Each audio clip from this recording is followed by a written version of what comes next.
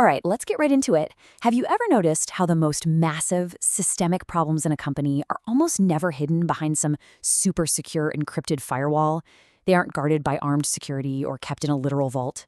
No, the biggest secrets are usually sitting right out in the open. Welcome to today's Explainer, where we are taking a fascinating, really deep dive into the actual mechanics of corporate accountability. We're unpacking a brilliant case study from the Office Drama Stories universe. And honestly, this one plays out like a corporate thriller.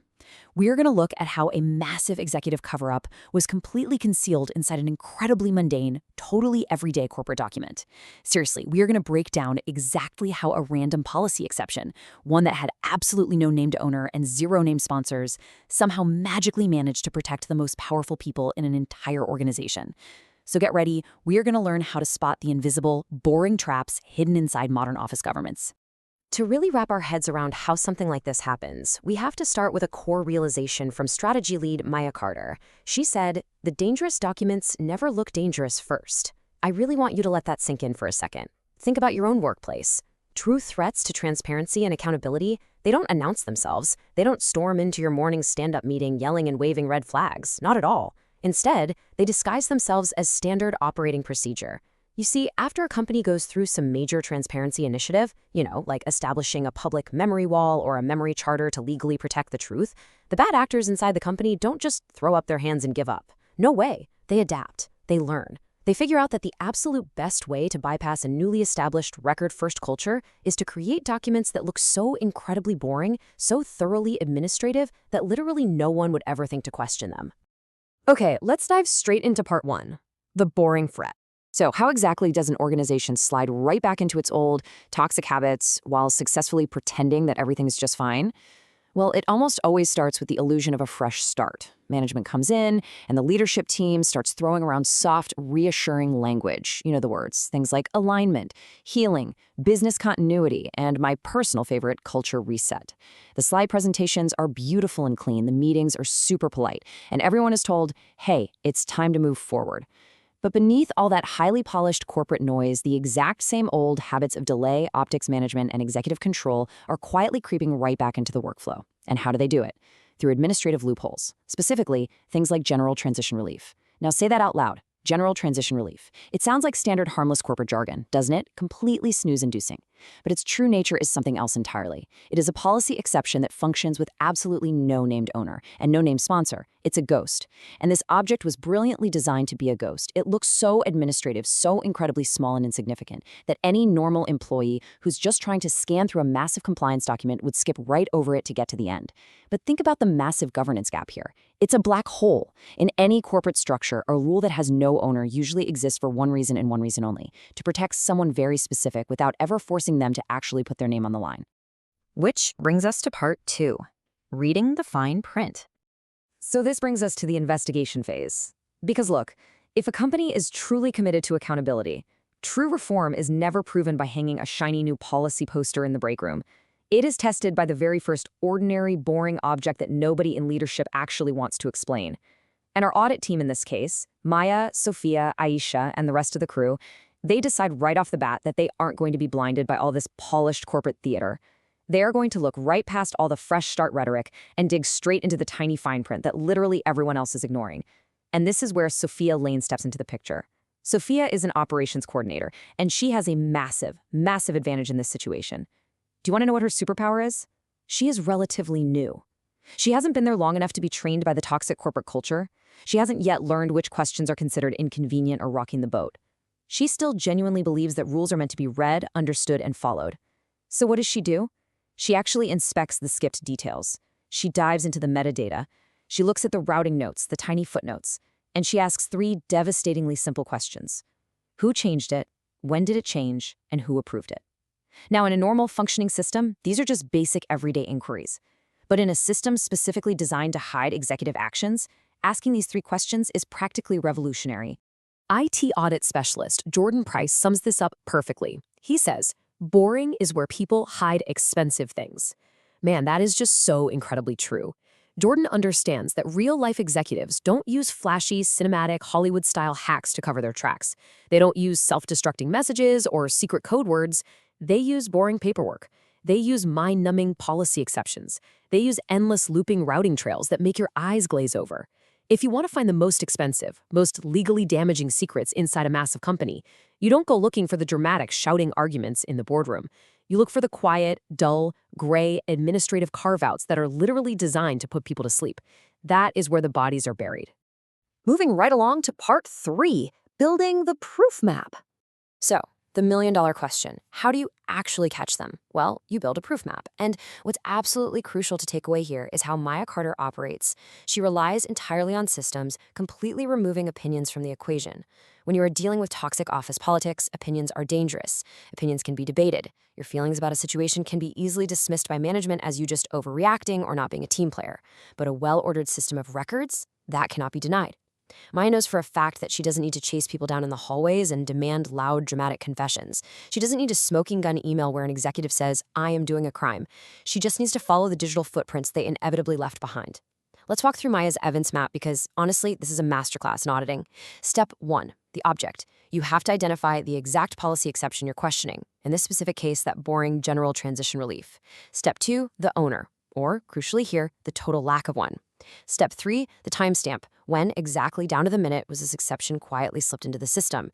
Step 4, the beneficiary. Who actually functionally benefits from this rule existing in the real world? And finally, step 5, the missing approval. Where's the exact gap in the governance chain? By laying out these 5 steps logically and clearly, Maya creates a perfectly clean, totally indisputable path from the action directly to the beneficiary. The records, when you place them in this exact mechanical order, they begin to speak for themselves long before anyone is ever forced to actually confess to anything. Of course, as soon as you start doing this, the system pushes back. It always does. But remember, in a highly polished professional corporate environment, pressure rarely introduces itself as an outright threat. It doesn't look like a mob movie. It usually arrives dressed up as friendly, concerned advice. Transformation Officer Adrian Vale pulls Maya aside into a quiet room to offer her some career advice. He softly, gently warns her not to turn every minor administrative inconsistency into a full-blown crisis. He suggests, very reasonably, that the company has already suffered enough drama lately and implies it would be really great for her career if she could just let it go. But Maya's response to this is absolutely perfect. She looks at him and says, "Truth is not damage. Hiding it was."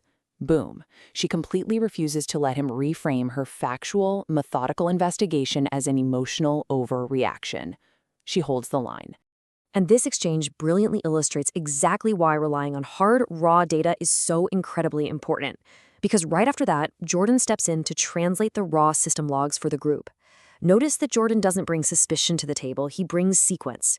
He says, look at the digital sequence right here. 1, someone logged in. 2, they changed a field. 3, they approved a route. It is just a cold, hard, unfeeling digital sequence. When Adrian tries to argue back, claiming that, well, logs need interpretation, and we have to understand the context, Jordan just shuts it down immediately by providing the raw, unfiltered data export. It strips away all the corporate spin, all the PR language, all the alignment talk, and it leaves only the undeniable mechanical reality of what physically happened on the server. You can argue with a person's memory, but you literally cannot argue with a timestamp. Let's jump into part 4, theater versus evidence. So, this is the climax. This is where the company finally attempts to handle the situation in a formal corporate review meeting. And as is so often the case in these massive organizations, the meeting very quickly turns into a theatrical performance. People start softening their verbs. They rename their choices to sound better. They ask everyone to lean in and consider the optics of the situation and the impact on morale. Everyone in that room is playing a specific role. You've got the careful executive, the reasonable reformer, the tired legal voice just trying to minimize risk. But our audit team, they aren't there to perform in a play. They are there to present evidence. As the executives in the room try desperately to steer the conversation away from hard facts and back into the muddy waters of subjective feelings, Aisha Morgan cuts right through the corporate fog.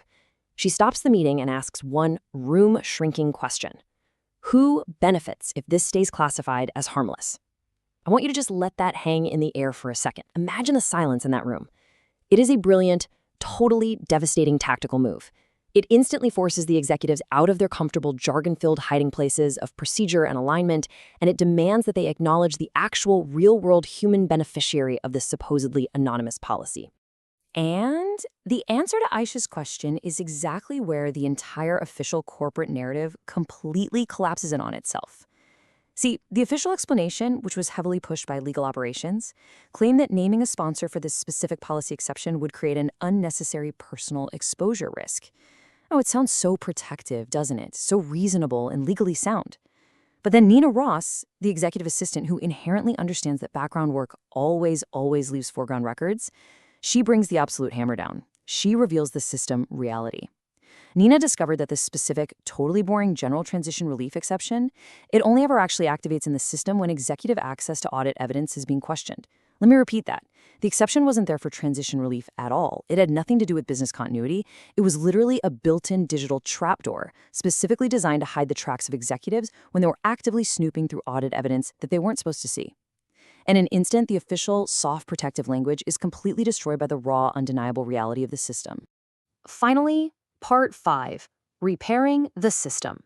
So the trapdoor is found, the truth is out in the open. But listen to me. Exposing the truth isn't the end of the job. It's barely the beginning. We have to shift our focus to the resolution. Now, in a standard made-for-TV corporate drama, this whole thing might end with a dramatic firing, someone carrying a cardboard box out of the building, or maybe a quiet private settlement. But in reality, a real lasting fix cannot just be some private agreement that makes the current executives comfortable, while leaving all future employees exposed to the exact same loophole. The repair must outlive the meeting. It must become hardwired into the workflow itself, so it can't be undone the second people stop paying attention. This is where independent board member Elise Warren steps up to implement a true systemic repair. The audit team completely refuses a quiet, sweep-it-under-the-rug private fix. Instead, they write accountability directly into the company's process. Let's look at Elise's corrective controls, because this is how you actually fix a company. First, completely block all no-owner exceptions in the system, period. No more anonymous rules. The system literally will not accept them. Second, require a named sponsor for every single governance carve-out. If you want an exception to the rules, you're going to put your actual name on it for everyone to see. Third, clearly and narrowly define the scope of the exception so it can't be abused later. Fourth, set a hard expiry date. Exceptions should not live forever in the dark. They need to expire and force a review. And finally, demand an independent reviewer to sign off on it.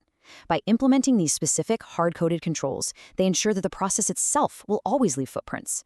They took an incredibly hard lesson and they coded it directly into the company's digital DNA. As we wrap up this explainer, I really want to leave you with this final, truly provocative thought from Maya Carter. After all the dust finally settles from this massive confrontation, Sofia looks at her and asks, does it ever end? It's a fair question, right? And Maya replies, acknowledging that no, the fight for workplace truth probably doesn't ever completely end. There will always be bad actors. But she notes this: the record did not raise its voice. It simply waited for someone patient enough to read it. That is so powerful. A workplace doesn't magically become safe just because a few brave people occasionally step up to rescue the truth in a dramatic meeting. It becomes truly, sustainably safer when the systems are built in such a way that the truth no longer needs anyone's permission to appear. Diligent records, proper metadata, and unyielding, hard-coded workflows make it exponentially harder for bad actors to just hit reset and start their games over again. So the next time you are scrolling through a compliance manual and you see a boring, nameless, overly complex corporate document, take a closer look. Ask yourself, what exactly is it waiting to tell you? Thanks so much for joining me on this deep dive today. Stay curious and always keep your eyes on the fine print.